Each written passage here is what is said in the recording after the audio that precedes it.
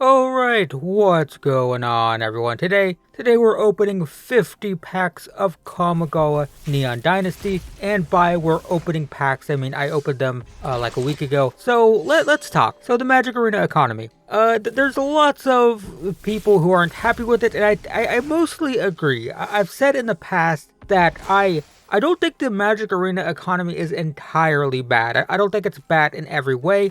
I just think it's bad for certain types of people. So if you compare Magic Arena to Magic Online, for example, the issue with Magic Arena is it's very difficult to just brew decks. It's hard to say, I want to build this deck for fun. You can't really do that on Arena because wild cards are so scarce. It's hard to get them, there's no way to buy them. So you have to be very cautious and very careful with your wild cards. Magic Online, on the other hand, has the pay-to-win aspects of paper Magic built into the system. If you can't afford to pay, $300 for a digital copy of Ragavan, then you just can't play it. That's just it. Unless you want to pay for a rental service, but then you're still going to spend that money, and then you're just not going to have the card. So it's like, it's just tough. Magic Online is very pay-to-win in the sense that you have to buy the card. Cards are expensive.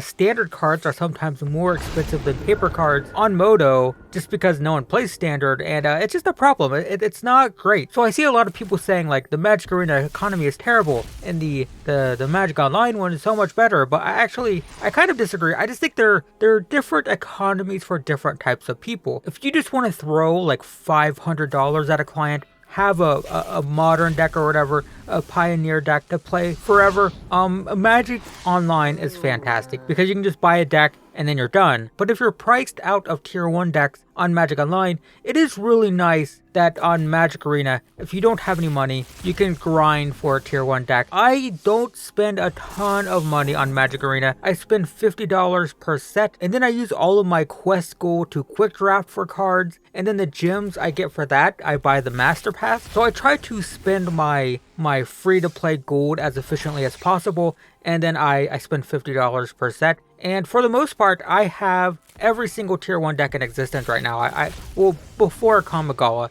Kamigawa is going to change things, we'll see. But, like right now I have Mono Green Stompy. I have the Stompy and the aggro version. I have Rakdos Vampires. I have Izzet Epiphany, even though it's banned now. I have Mono White Aggro. I have Mono Black Control. I'm like 2 wild cards away from the Orzhov deck. I have like 40 rare wild cards, so it's not a big deal. I can craft it if I want. But I don't have the Orzhov control deck, but I have like all the cards for it. I have goblins, I have zombies. When you go to like Untapped or whatever, any site that tracks the metagame and tracks deck lists, I have like all of them. I have all the top decks, and I do that with $50 per set. And that wouldn't be the case if I was playing Magic Online. If I was playing Magic Online, I'd be priced out of all the top cards. Like Renin 7 wouldn't be able to play that. Goldspan Dragon wouldn't be playing that. Oh yeah, I have Grixis Treasure and Drool Treasure. Oh, and I have all the Challenger decks, by the way. Have all the Challenger decks crafted. I'll be playing those. So I have all those. That's 4 more decks. So yeah, it's just, I have all the decks on Magic Arena. Can't do that on Magic Online. So that's great, right? That's fantastic. That's what people don't really consider, is that you could play like all the decks if you're willing to put like $50 in, or at the very least spend your gold efficiently on quick drafting or something like that. And yeah, you can actually get a lot of the decks. The problem, of course, is wild cards are so few that I can't really brew decks. That's what really sucks about Magic Arena, is I want to brew decks. I want to have fun like playing silly, janky stuff, but I do not want to spend my rare wild cards on like some bulk unplayable crap rare just because it'd be fun in this one specific deck. And that's the issue, right?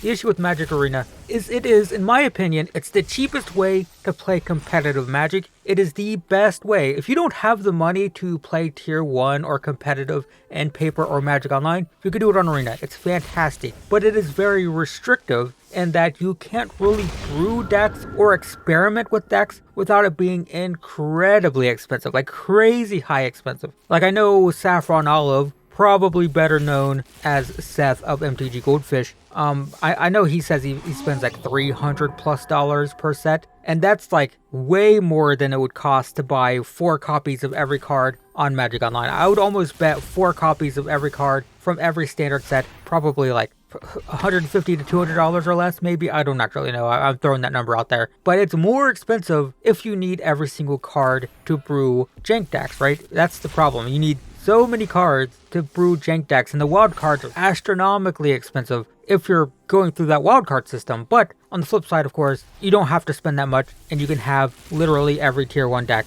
ever. I've spent $50 per set. So I've spent, on standard right now, I guess in total, $300, $50 per set, and I have every tier 1 deck. Whereas $300 on Magic Online, I'd have 4 Renin 7s and maybe a couple Goldspan Dragons, and that'd be it, or I just have to skip out on those. So it's just, in my opinion, the economies are just geared towards different types of people. Magic Arena is better for people who can't afford to play tier 1 but want to play tier 1, want to play competitive. If you can't afford Renin 7s and Goldspan Dragons and all those expensive cards and paper, you can get them on Arena. The same wild card that crafts a 25-cent bulk rare also crafts a $30 chase rare, whereas on Magic Online, you're paying up for those cards. So Magic Online, fantastic for brewing. I highly recommend Magic Online if you want to play janky brew decks. It is the haven for silly janky brew decks in those open play rooms, the best of 3 and the best of 1 rooms. For modern, for standard, whatever, you go in those rooms, like 50% of people are just playing the craziest stupid junk ever, because people don't want to spend, $400 on a standard deck. So it's great for that, and you can build those crappy, janky, brewed, ridiculous nonsense decks for like $3, right? Like, you can throw $20 on your account and build 10 or 15 just stupid, janky pieces of crap, because the cards are like 1 cent each. Like a Magda is like 20 cents, a Zorn, that's like maybe 7 cents, right? Like, everything's so cheap. It's dirt cheap. Pennies. It's nothing until you want a Goldspan Dragon or a Renin 7 or a Ragavan. Ragavan, the last time I checked, Ragavans were $90 each for a digital copy on Magic Online.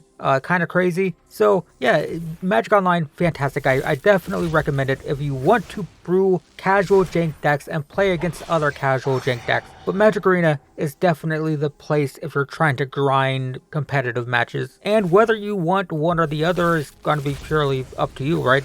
That's going to be preference. Some people don't care about brewing jank. They just want to build a tier 1 deck and grind a ladder, and Magic Arena is fantastic for that. But if you're just looking for casual, janky, more fun matches, Magic Online is definitely a much better place for that, even though it just kind of looks like crap. The client is absolute poopy doo-doo, as I always say. Terrible client, worst client ever. People say that Magic Arena is bad, and that, there are people who are defensive of Magic Online, and they like to say, like, oh, there's a Magic Arena bug. Oh, what a terrible client. But like, Magic Online is the absolute buggiest piece of crap client ever. There's so many cards on that client that just don't work. There's like dozens and dozens of cards that are just broken. There's been a Pauper card that I've played. I played it on the channel. One of the first decks I ever played, it played a Pauper card that it might still be broken. I know it was broken like a year ago, so it was broken. The card stopped working and was broken for like 2 or 3 years at least. Like, that's crazy. So Magic Online, it's such a broken piece of crap,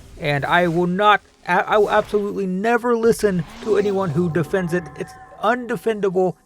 I will not accept any argument that it's a good client in any way. It is a piece of trash, but the economy is really nice if you want to play casual budget jank. So they're just different economies for different people, guys, and that's all there really is to it. And they each have their merits, they each have their shortcomings, but I don't find the Magic Arena economy as bad as people say it is, but I think that's mostly because I play both. Like, when I want to play a budget janky piece of crap deck, I just play it on Magic Online, and when I want to grind competitive decks, I play on Magic Arena. Whereas people who only play Magic Arena, they don't get to play jank, right? And people who only play Magic Online, they might not get to play tier 1 because it's too expensive. So the real solution, you have all these people who are saying that this client's the one you should play, or that client's the one you should play. In my opinion, you should just play both. I think it's $5 to open a Magic Online account, and depending on what mood you're in, play whichever one you want, right? When you're in a casual jank mood, go play Moto.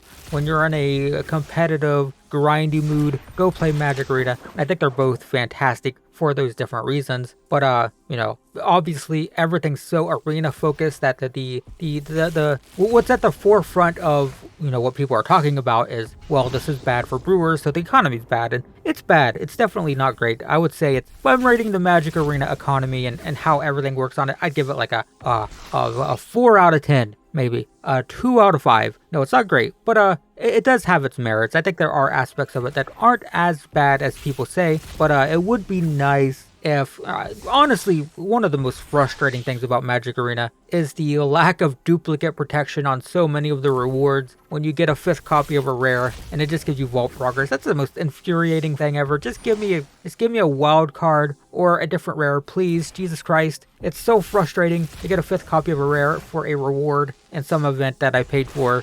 Stupid. I hate it. So that's my biggest pet peeve with Magic Arena. But I'm not as salty about it as other people, just because when I'm angry about the Magic Arena economy, I just play Magic Online. And when I'm frustrated that I can't afford a freaking gold span dragon on Magic Online, then I go on Arena and I have 4 of them and it's fine. I play my Grixis treasure deck on Magic Arena. So I get the best of both worlds by playing both clients. And honestly, maybe more people should be open to that.